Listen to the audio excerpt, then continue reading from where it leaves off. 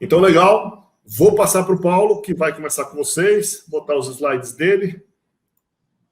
Ok, Paulo? Tá Tudo certo. Pode começar aí. Vou colocar aqui no modo tela cheia, ok? Tá ok. Já estou botando sua tela aqui. Tá tudo certo já aí, Alberto? Posso iniciar? Bom, obrigado, Alberto, mais uma vez. Agromove, muito obrigado. Estou bastante contente de estar aqui com vocês. Obrigado a todos que estão participando aí. Eu estou vendo muitos amigos, os amigos da PPS, da Associação dos Profissionais de Pecuária Sustentável. Estou vendo bastante gente de vários estados, São Paulo, Mato Grosso do Sul, Pernambuco, Pará, Goiás, Rio Grande do Sul. Se tiver mais alguém aí de outro estado, por favor, coloque aí nos comentários para a gente. Quero agradecer a todos aí pela presença e pela audiência. Bom, quem me conhece sabe que esse é um tema que eu gosto bastante, né?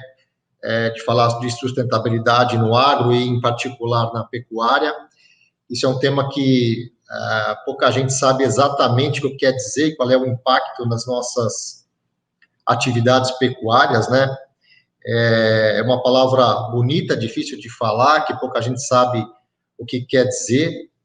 E quando a gente coloca que nós vamos praticá-la com foco na direção de lucro, parece até uma heresia, né?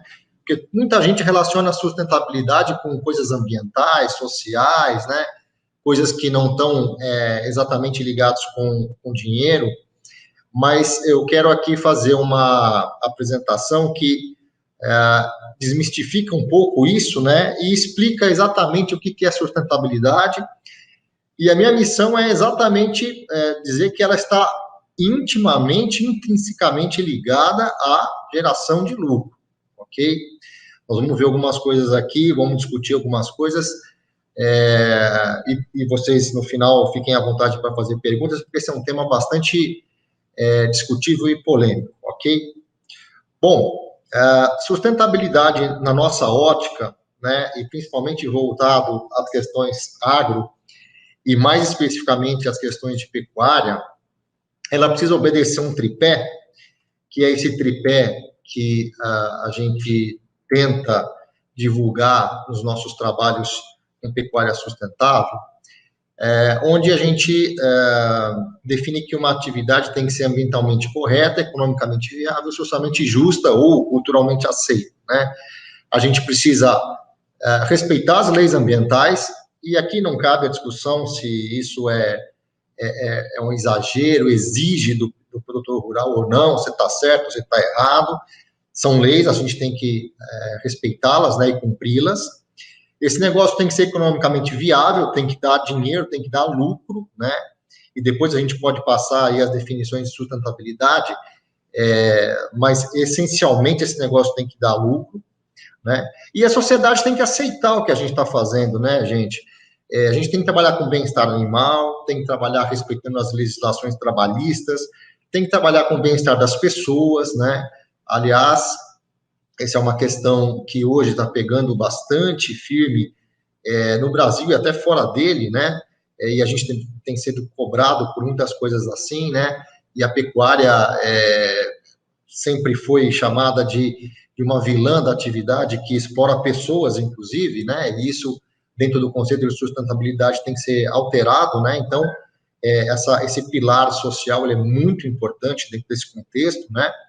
Mas essas coisas todas, elas não podem vir sozinhas, né? E sustentabilidade dentro do nosso contexto é quando esses pilares ocorrem ao mesmo tempo, ok? Então, se eu tenho uma atividade que apenas é economicamente viável e ambientalmente correta, ela é uma atividade viável, mas ela é só isso, né? Ela não preza o bem-estar das pessoas, o bem-estar animal, e isso para a gente não serve. Se ela for, por outro lado, apenas economicamente viável e socialmente justa, ela é uma atividade equitativa, mas também não serve, porque tem que respeitar o meio ambiente, né? Aliás, o meio ambiente é a casa da produção agropecuária, né, pessoal? Não adianta falar de lucro se você estiver explorando o meio ambiente de forma errada, né? Isso, na verdade, lá na frente vai se tornar prejuízo. E se ela for só ambientalmente correta e socialmente justa, ela é uma atividade muito bonita, né, quase poesia, mas ela não traz dinheiro, isso tem pouca sustentabilidade. Sustentável no dicionário é aquilo que se sustenta, né, aquilo que se defende, né, então uma atividade pela... isso é em qualquer campo, né, na agropecuária isso é mais forte, né, se ela não se sustenta, se ela não se defende por si só, ela não consegue ser sustentável. Então, quando esses 3 pilares ocorrem ao mesmo tempo, na pecuária de corte, né, ou na pecuária em geral, a gente tem uma atividade sustentável. Então, vejam, o lucro, ele é premissa de sustentabilidade, está dentro da sustentabilidade. Eu posso ter uma atividade muito bonita ambientalmente, muito interessante socialmente, mas se não der lucro, isso não é sustentável. Esse conceito que nós estamos usando aqui, ele foi apresentado numa reunião de atividades sustentáveis em Joanesburgo, em 2002. Veja, a gente acha que sustentabilidade é uma coisa do século XXI, mas, na verdade, já no final da década de 80, 90, isso já estava sendo bastante discutido fora do Brasil. E agora, o Brasil, principalmente a pecuária, né, a nossa pecuária, que é um expoente no mundo todo, está sendo cobrado exatamente dos conceitos que vêm lá de fora para a gente implantar aqui, ok? Então, eu queria abrir essa apresentação com essa definição, porque isso é muito importante, porque o lucro está inserido, ele é premissa dentro da sustentabilidade. E quem falar que é sustentável, mas que não tem lucro, realmente não sabe o que está falando. Bom, e para a gente ter esse lucro, então, a gente tem que obedecer algumas premissas, né? A gente tem que, dentro do gerenciamento que a gente prega, né, preconiza e se faz, a gente tem que obedecer algumas regrinhas, né? Eu vou tentar discorrer as regrinhas quais são. Eu selecionei aqui 5 premissas que eu julgo serem as mais importantes para a gente começar a obter lucro com sustentabilidade, obviamente com lucro dentro desse conceito, dentro da pecuária principalmente. Bom, em primeiro lugar, é importante salientar que produção animal é uma atividade multidisciplinar. Obviamente, eu não estou pormenorizando nenhuma outra atividade, mas fazer pecuária, fazer produção animal é quase arte, né? É muito difícil, né? Veja, na agricultura eu tenho que conhecer solo, conhecer fisiologia de planta, conhecer recursos humanos, máquina.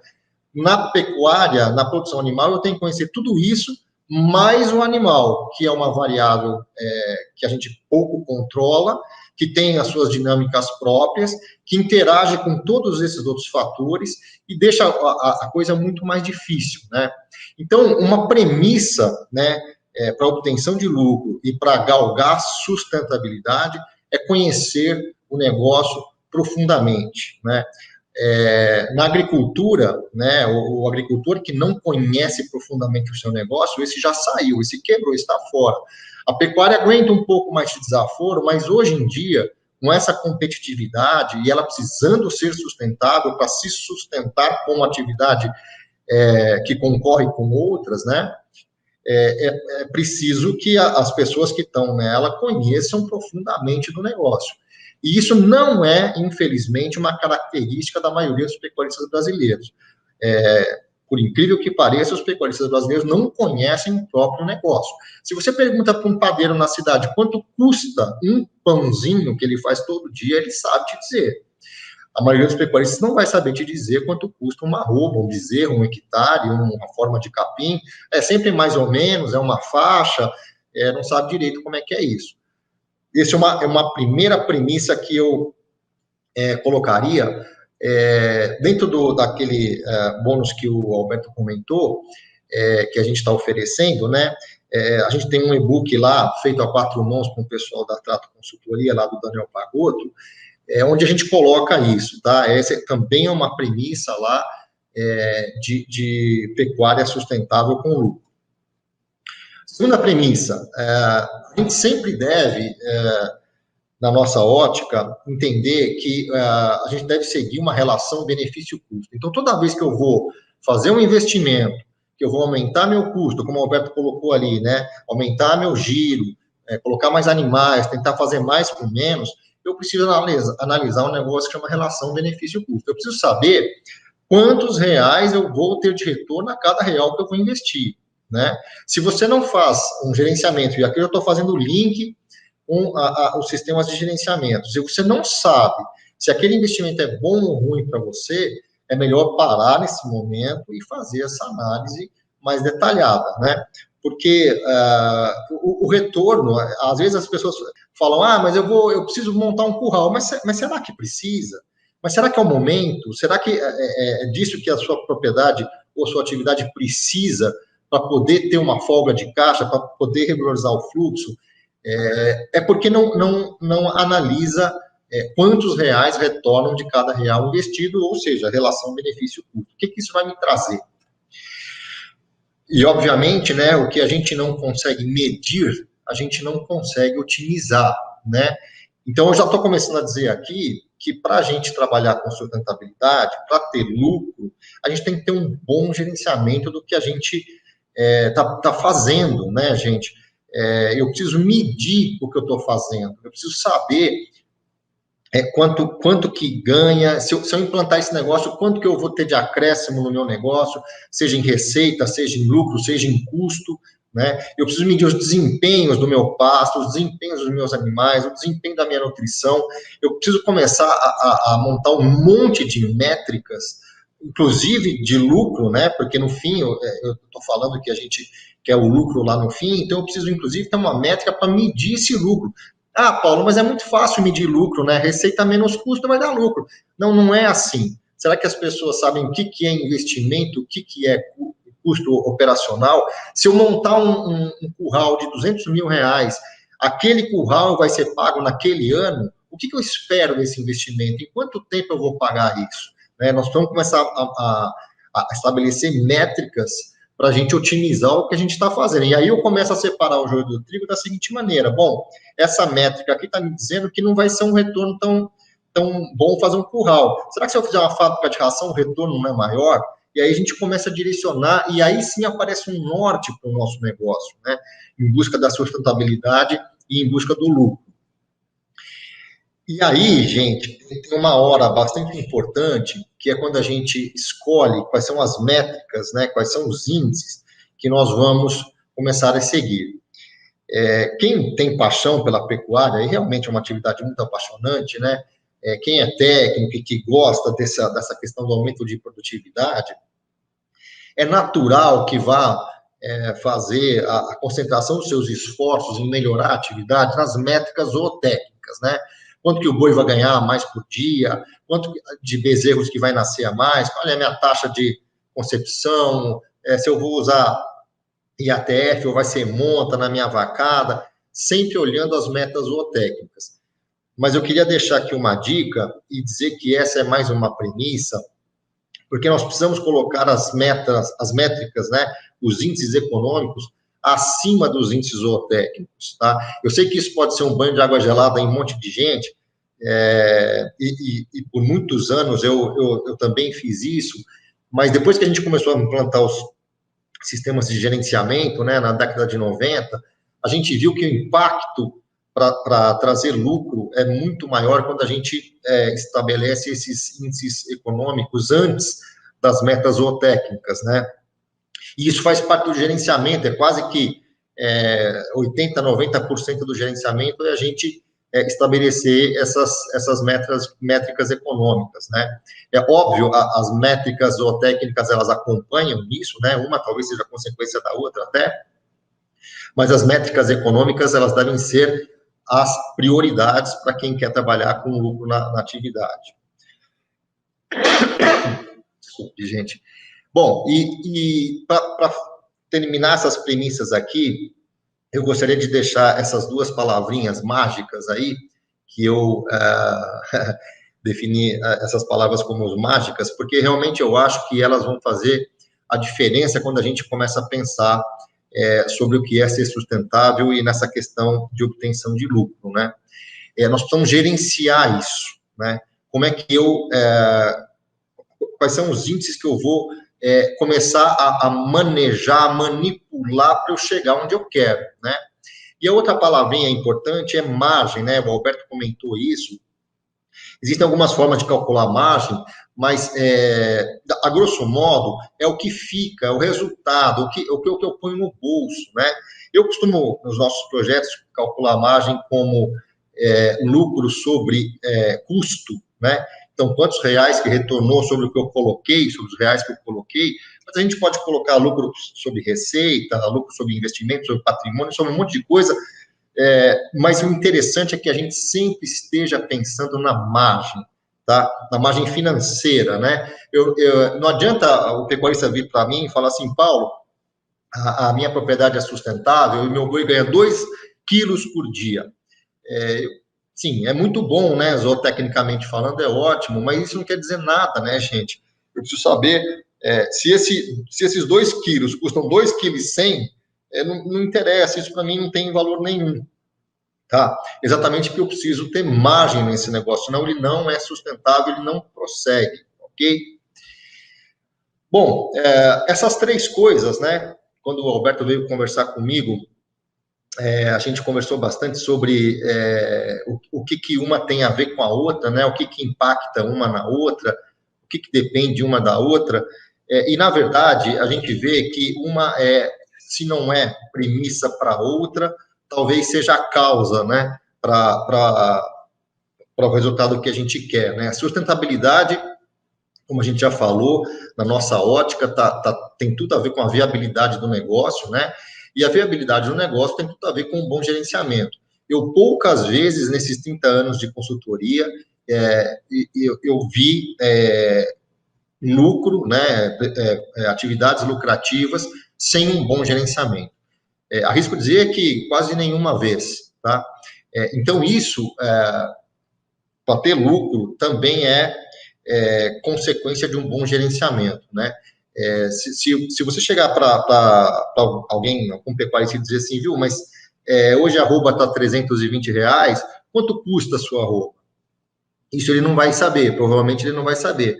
Mas se você disser para ele que daqui a 3 meses, usando aí as ferramentas do Alberto, ele vai ganhar uma arroba de 350, ele vai querer abater na arroba de R$350, mesmo que esses R$30 adicionais que ele vai ganhar custem R$50. Eu não vejo vantagem nenhuma em fazer isso, tá, gente? Porque não tem um sistema de gerenciamento por trás, onde diga para ele que cada real que ele cresce na arroba, ele precisa gastar R$2 para fazer, né? Então, nem sempre acertar o olho da mosca é interessante, né? Interessante a gente fazer uma média, obviamente olhando a margem que a gente quer ter, né? Para a gente poder dizer que é um negócio bom. Bom, e aí o bom gerenciamento, ele, definidas essas coisas e manejados esses índices, eles nos levam à sustentabilidade, que, como a gente já falou, é uma coisa que tem uma premissa de ter lucro, de ser lucrativa, ok? Bom, eu trouxe um gráfico aqui muito simples, né? Muito simplório, para a gente discorrer uma relação entre o que é intensificar a pecuária e margem, né? Que, como eu já comentei, eu calculo como lucro sobre custo. Você imagina o seguinte, que toda vez que você inicia um processo de intensificação, indo atrás daquele pensamento onde eu preciso fazer mais, produzir mais, né? Estou sempre atrás das metas zootécnicas, né? Diferente do que nós estamos falando, né? Diferente de ir atrás das métricas econômicas, né? Então, eu vou aumentar meu custo. Então, você vê aí que na curva vermelhinha, quanto mais eu intensifico, né? Quando mais estou indo para a direita, o meu custo está aumentando, que é aquilo que o Alberto mostrou, né? Ele vai aumentar o custo dele para intensificar num primeiro momento, e isso é uma curva de ascendência, né? Você vai aumentando o custo de acordo com a forma com que você aumenta a sua intensificação. Na curva azul lá embaixo, a sua produtividade aumenta, não é no mesmo ritmo do aumento de custo, e chega uma hora que, para um custo mais elevado, você tem até uma queda na sua produtividade, né? E aí, o que acontece com a margem? Eu estou custando mais, o meu negócio está produzindo mais ou menos a mesma coisa, ou um pouquinho mais, e a minha margem começa a cair, né? Então, eu tenho aqui um efeito onde eu aumento o custo, né? Eu já estou produzindo bastante, eu aumento o custo para tentar produzir mais, e a minha produtividade, que é a linha azul, fica mais ou menos igual, e a minha margem cai, né? Isso é o que eu chamo isso é a fase mais difícil, né? De sustentar essa situação, e a gente cai aqui, né? A maioria dos projetos de pecuária, eles padecem desse problema, né? O que eu chamo da fase do ouro de tolo, né?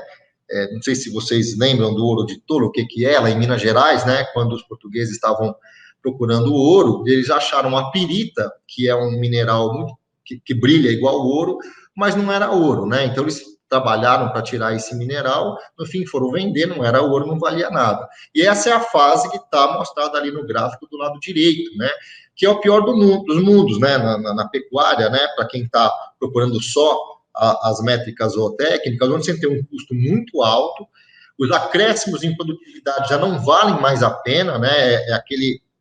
Aquela situação onde você, para produzir uma arroba a mais por hectare, você vai gastar 2 arrobas por hectare, então isso não tem sentido fazer, né? Não vale a pena, né? Você passa a ter uma péssima relação benefício-custo, ou seja, cada real que você investe retorna menos reais ainda, né? Então, a gente tem que saber a hora de parar, né? Ou de montar um outro negócio que parte de um outro patamar, né? Porque esse aqui naquele patamar já não vale mais a pena. Você aumenta o seu risco, né? Porque você está com um custo muito alto. Se você tiver um gerenciamento de baixa qualidade, você vai ver a redução da margem e, às vezes, até uma margem negativa, que seria ter prejuízo nesse negócio. Então, isso não tem sustentabilidade, tá? É uma coisa que a gente preconiza, e fazendo essa análise a todo tempo, né? Porque quando você chega nessa fase aqui, às vezes não tem como voltar e o prejuízo é inevitável. E quando você está com custo alto, o prejuízo é grande mesmo, né? Bom, aqui eu coloquei algumas coisas que eu gostaria de chamar a atenção no gerenciamento, né? Que dentro desse contexto, são umas coisas que eu vejo como essenciais para fazer. Lá no e-book que a gente vai fornecer como bonificação para o pessoal, tem isso bem explicado também. A primeira coisa, dentro do gerenciamento, né, visando o lucro, visando ser sustentável, é a gente diferenciar o que é investimento, o que é custo, né? A gente já falou um pouquinho disso aqui, mas isso é ultra importante, né? Eu vou dar aqui alguns exemplos, né? A gente pode, depois aqui do horário, conversar mais um pouco sobre isso, mas quando eu compro, eu não tenho trator. Quando eu compro um trator, isso é investimento. Agora, se eu já tenho um trator e eu vou trocar esse trator, vou comprar outro trator, da mesma potência, do mesmo porte, né? Isso é custo, né? Então, eu estou colocando um fator que eu já tinha. Quando eu coloco um fator que eu não tinha, né? Isso passa a ser investimento. E aí a gente precisa diferenciar isso é muito importante no nosso plano orçamentário, montar isso, nos nossos fluxos de caixa, porque eles têm dinâmica de pagamento dentro do seu negócio diferentes, né? Ah, Paulo, mas eu não tenho lucro. Aí você vai olhar na fazenda da pessoa, ele tem lá 5 tratores novos, acabou de fazer um curral enorme de meio hectare, né? Montou um monte de rotacionado, trocou todas as cercas da fazenda. Opa, peraí. O seu patrimônio cresceu com isso, né? Valorizou o seu negócio e você investiu. Então, como é que é essa conta que você fez do lucro? Então, a gente entra nas finanças da fazenda e começa a separar. Olha, isso aqui não é dessa forma como você está pensando. O que poderia ser uma situação ruim, na verdade, não é tão ruim, né? Porque você está investindo nesse negócio. Ah, Paulo, mas é óbvio, o dinheiro tem que voltar. Bom, isso aí a gente volta há 2 slides atrás, onde a gente vai pegar e montar qual é o planejamento para a gente chegar nos investimentos que a gente pode fazer e que a atividade vai retornar para você, né? Não adianta também sair fazendo dívida deslocadamente, isso não vai ter sustentabilidade, porque eu não vou conseguir pagar, porque eu não vou ter lucro para fazer isso. Estabelecer metas financeiras bem claras, quais sejam. Eu vou indicar algumas aqui, obviamente nem todas, porque a gente tem uma gama enorme de metas que a gente pode inventar, Mas eu gosto de mexer com essas aqui, e as duas últimas são as que eu vejo mais importantes no planejamento visando sustentabilidade, tá? Eu gosto muito de trabalhar com custo por hectare, custo por animal, custo por arroba, retorno sobre reais investidos, né? A gente já falou sobre isso aqui, que eu chamei de relação benefício-custo, né? Ou de margem, né? Lucro por hectare, lucro por animal, lucro por arroba, né? E essas duas últimas aqui, eu entendo serem as mais importantes para um planejamento que visa isso, tá? O ponto de equilíbrio, né, que o americano chama de break-even point, que é eu saber quantos animais eu preciso comercializar, abatidos, bezerros, o que seja, para eu pagar a conta da fazenda como investimento. A maioria das pessoas não faz isso, né? E é isso que traz sustentabilidade para o negócio, né? Então, eu vou respeitar o meio ambiente, eu vou ser socialmente aceito, eu vou fazer uma produção bacana, mas quanto eu preciso fazer disso para pagar a minha conta? Esse é, talvez, a pergunta mais importante para ser respondida. Qualquer planejamento de qualidade mínima tem que responder isso. E a curva ABC, que é responder quanto dos seus 3 maiores custos representam no custo total. Porque a gente precisa controlar também, né, pessoal, para ter sustentabilidade, os nossos custos, para que eles não extrapolem uma coisa normal, né, para não ser uma coisa, para não ser uma anomalia, né. Então, a curva ABC, ela me traz a informação de quantos % os 3 maiores custos são dentro da minha atividade pecuária. Hoje a gente está vendo aí, né, o milho subindo de preço, a reposição também em preços maiores, né?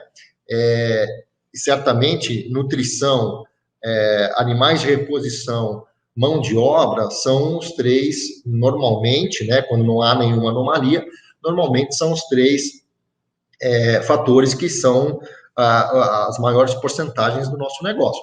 Só que isso tem limite, né, pessoal? A gente precisa estabelecer quais são os limites para esses custos, para não extrapolarem e a gente não ter um problema de fluxo de caixa de plano orçamentário, né?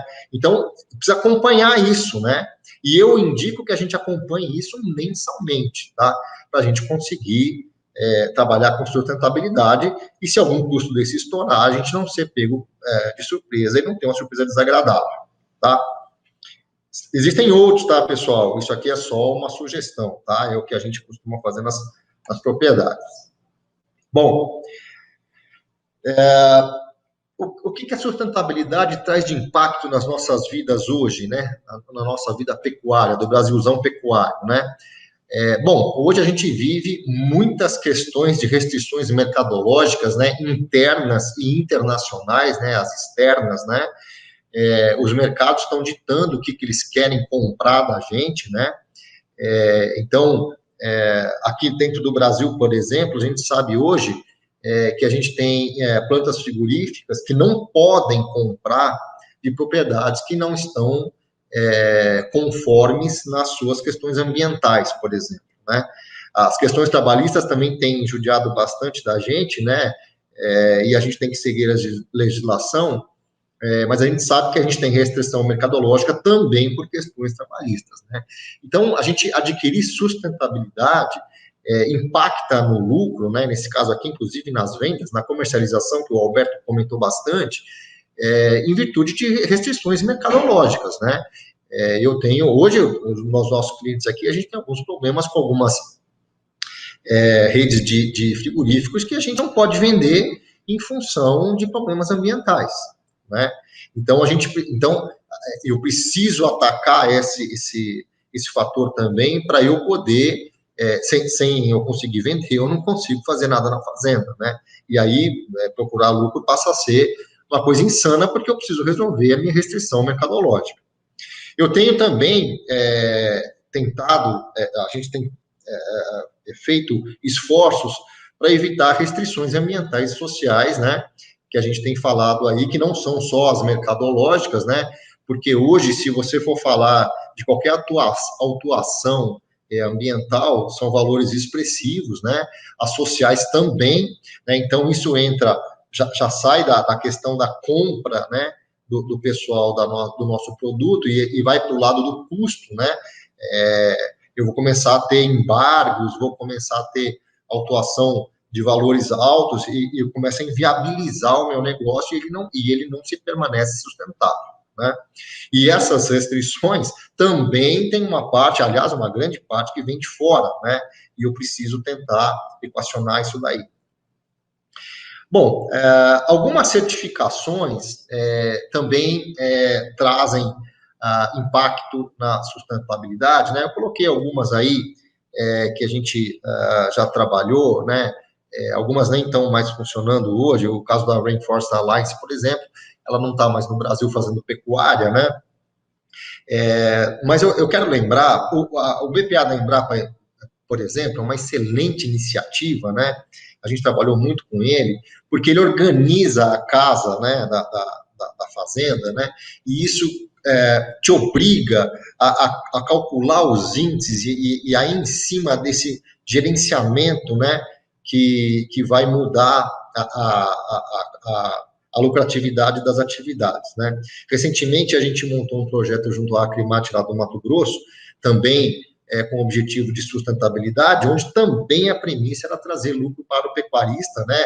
No caso lá da produção de bezerros, né? Nas fases de cria, porque essas certificações, elas hoje não trazem adicional de receita. Aliás, certificação que a gente objetiva trazer adicional de receita, eu não sei se é uma coisa muito interessante, muito certo. As certificações, elas ajudam a gente a organizar e padronizar a nossa produção, né? Então, se a gente estiver pensando em entrar numa certificação procurando adicionar receita, adicionar valor, eu acho que a gente está indo por um caminho um pouco diferente, na minha opinião, errado. A gente tem que procurar padronizar as coisas, fornecer um produto melhor e trabalhar essa questão do gerenciamento interno e organizar a nossa produção, né? Porque eu queria trazer esses dois recados aqui, porque a maioria dos projetos das plataformas de sustentabilidade da pecuária brasileira hoje, que estão acontecendo hoje, não trazem bonificação no produto, tá? Isso também é outra coisa que muita gente pode achar ruim, né? Ficar chateado, né? Mas não traz, né? Eles hoje eles ajudam a organizar a produção, né? Eles ajudam a organizar o gerenciamento, a gente melhorar a questão dos custos envolvidos, de otimizar recursos dentro da propriedade. Por isso que eu estou dizendo que se a gente ficar de olho na sustentabilidade ou nas certificações, né? Pensando em agregar receita, a gente está indo para um caminho que eu não acho interessante. A gente tem que pensar nessas ferramentas como aumento de lucro, né? Não é de receita, é diferente, hein? Esses dias eu discutia num grupo de pecuária, né? Por que o aumento de receita não traz lucro? Isso é importante também estar bem definido na cabeça dos pecuaristas, porque uma coisa é aumentar a receita com aumento de custo não tem vantagem nenhuma, pessoal. A gente tem que aumentar a margem, como a gente já falou aqui, né? E também o grande ganho, né, como eu já comentei, é a gente trabalhar com sustentabilidade para ter a casa organizada, né, e começar a saber o desempenho que a gente tem que ter, o que a gente tem, o que a gente tem que ter e o que a gente gostaria de ter, né, o desempenho econômico e também o zootécnico para a gente poder caminhar em direção a uma pecuária com lucro e ter sustentabilidade nesse negócio. É uma visão um pouco diferente, menos romântica, né, do que os grandes centros urbanos acham, né? A gente focar exatamente no lucro, né, no que interessa, o que retorna para a gente dentro da nossa atividade, do que a gente está muito preocupado em obedecer apenas a causas ambientais e sociais, né? Na minha opinião, o grande ganho de todas essas certificações e da gente buscar sustentabilidade é a gente organizar a casa e começar a dar nome aos bois e saber aonde que a gente deve concentrar os nossos esforços econômicos e aonde não, né? Aliás, esse negócio de a gente definir aonde não fazer, talvez seja até muito mais importante do que saber aonde a gente colocar os recursos, né? Bom, Alberto, acho que de forma bastante rápida e resumida, a minha ótica do que seria trabalhar com sustentabilidade na pecuária e essa visão para o lucro está colocada aí. Fico aí à disposição dos seus comentários. Excelente, Paulo, muito legal, e acho que é um tema muito importante. Você vê que a gente acaba não conversamos sobre muitos assuntos aí, a gente deu um breve bate-papo, mas no fim a gente acabou indo para o mesmo tópico, né? E a gestão, é fazer um bom trabalho de gestão, é fazer uma boa administração. Não adianta só gastar o dinheiro ali na produção e não fazer o acompanhamento, a gestão econômica, porque você pode se apertar e isso virar um pipinaço na sua mão, porque aquele dinheiro que às vezes a gente fala, mas agora a minha fazenda valorizou, mas você ficar sem dinheiro para movimentar aquilo não adianta, né? Então, exatamente, você tem que ter um processo de crescimento saudável e legal.